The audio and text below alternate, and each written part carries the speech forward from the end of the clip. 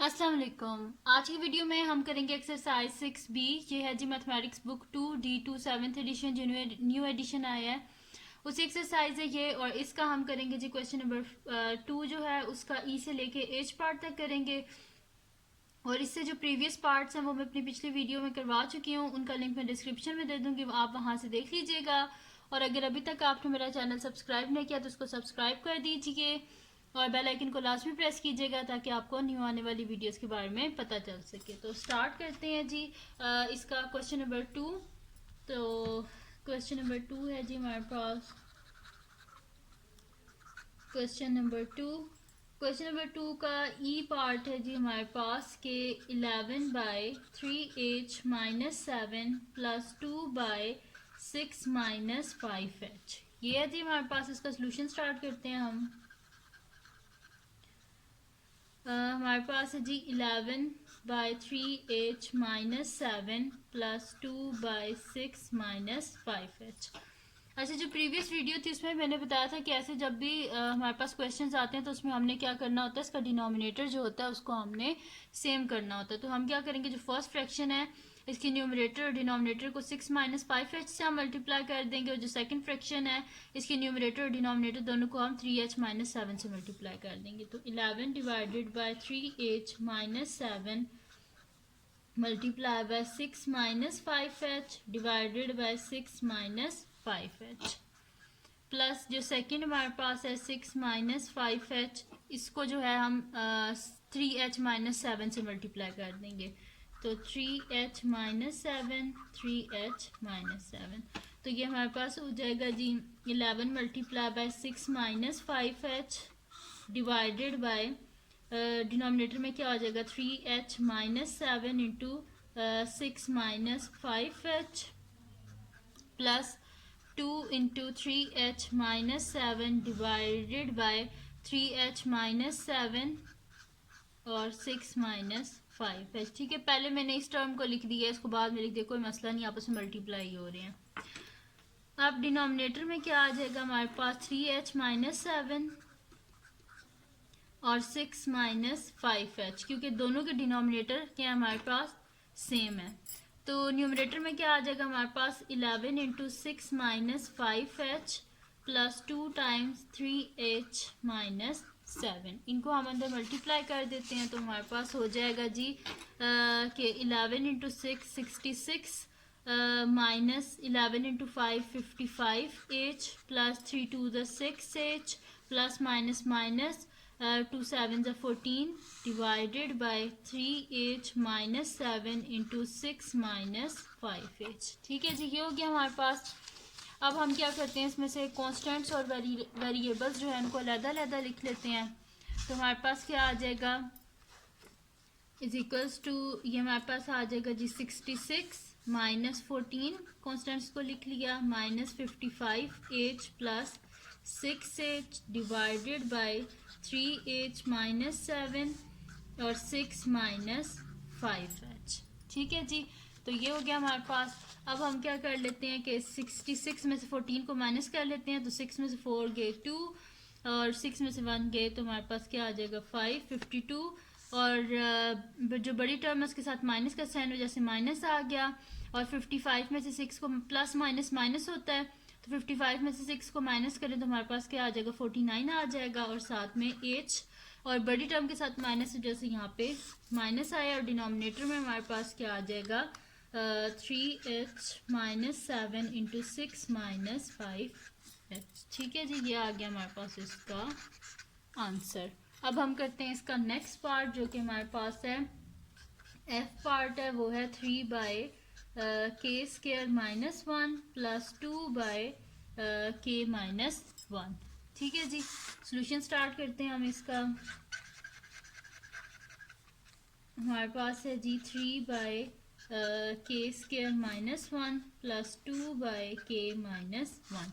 अच्छा, k² - 1 क्या होता है, ये देखें a² - b² हमारे पास किसके इक्वल होता है, a² - b² is equals to a plus B और a माइनस बी। अब ये क्या है, k² - 1 का स्क्वायर है। ठीक है, तो ये मैं इसी में लिख देती हूँ 1 का स्क्वायर। ठीक है, 3/k² - 1 का स्क्वायर, ठीक है। 1 का स्क्वायर भी क्या होता है, 1 ही होता है। तो यहाँ पे हम फिर लिख देंगे एक दफ़ा ये कि ए स्क्वायर माइनस बी स्क्वायर किसके इक्वल होता है, ए प्लस बी और ए माइनस बी। तो हम लिख देंगे एक दफ़ा के प्लस 1 और एक दफ़ा लिख देंगे हम के माइनस 1 प्लस 2 बाय के माइनस 1 है हमारे पास। अब हमने क्या करना है जी, डिनोमिनेटर सेम करना है। तो के माइनस 1 तो है लेकिन के प्लस 1 नहीं है, तो इसके न्यूमरेटर को भी के प्लस 1 से मल्टीप्लाई कर देते हैं हम और इसके डिनोमिनेटर को भी के प्लस 1 से, ठीक है। तो डिनोमिनेटर सेम हो गया हमारे पास। देखें इधर भी हमारे पास क्या है, के माइनस 1 है, इधर के प्लस 1 है, ठीक है। तो हमारे पास क्या आ जाएगा जी, नीचे आ जाएगा के प्लस 1 इंटू के माइनस 1 और न्यूमरेटर में आ जाएगा हमारे पास 3 प्लस 2 इंटू के प्लस 1, यानी कि हमारे पास आ जाएगा 3 प्लस 2 इंटू के 2 के प्लस 2 इंटू 1 2 डिवाइडेड बाय के प्लस 1 के माइनस 1।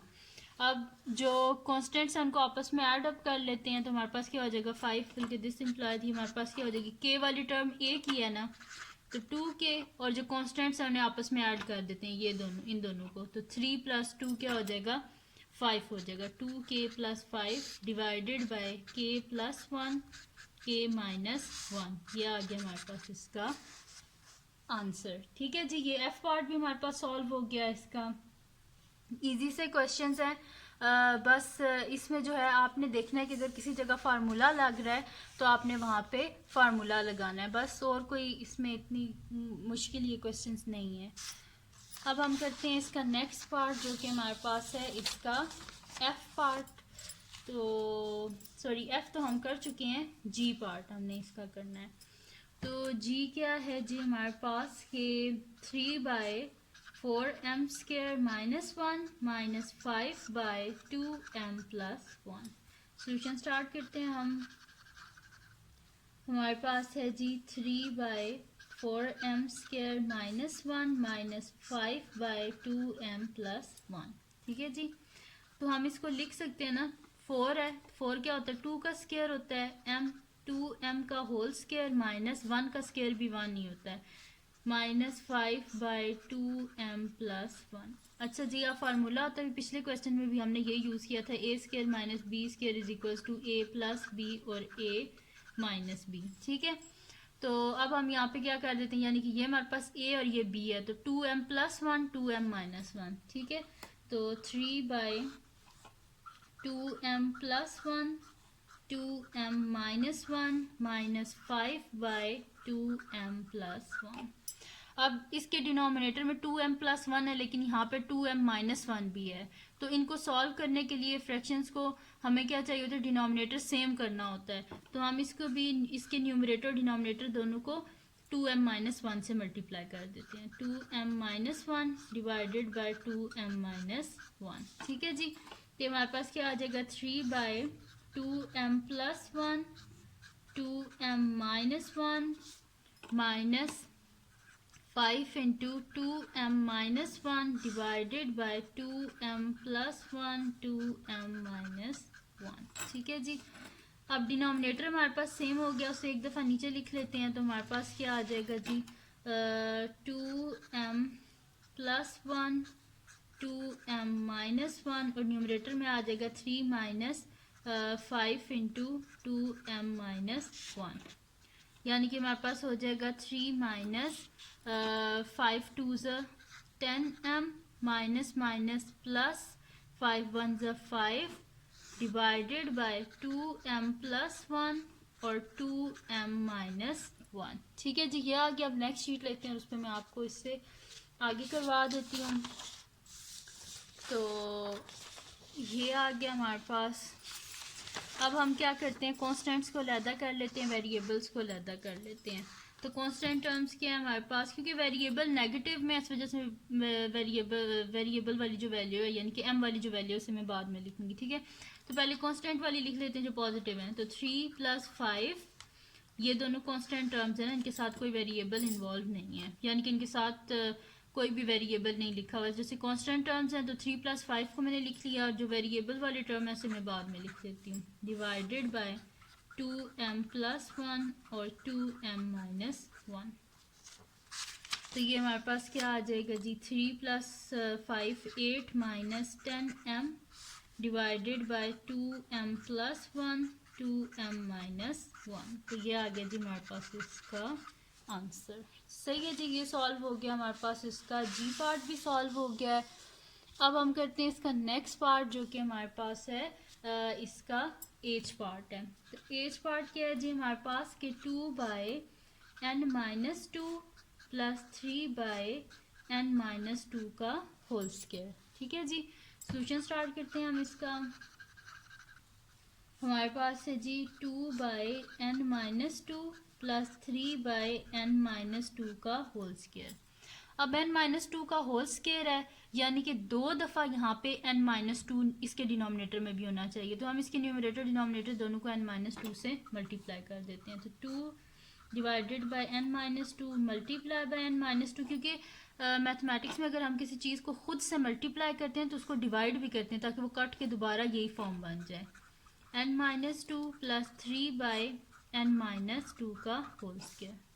अब ये हमारे पास क्या हो जाएगा, 2 × n 2n 2 × -2 क्या हो जाएगा हमारे पास -4 डिवाइडेड बाय n-2, और ये n-2 और n-2 क्या हो जाएगा, n-2 का स्क्वायर + 3/n-2 का होल स्क्वायर।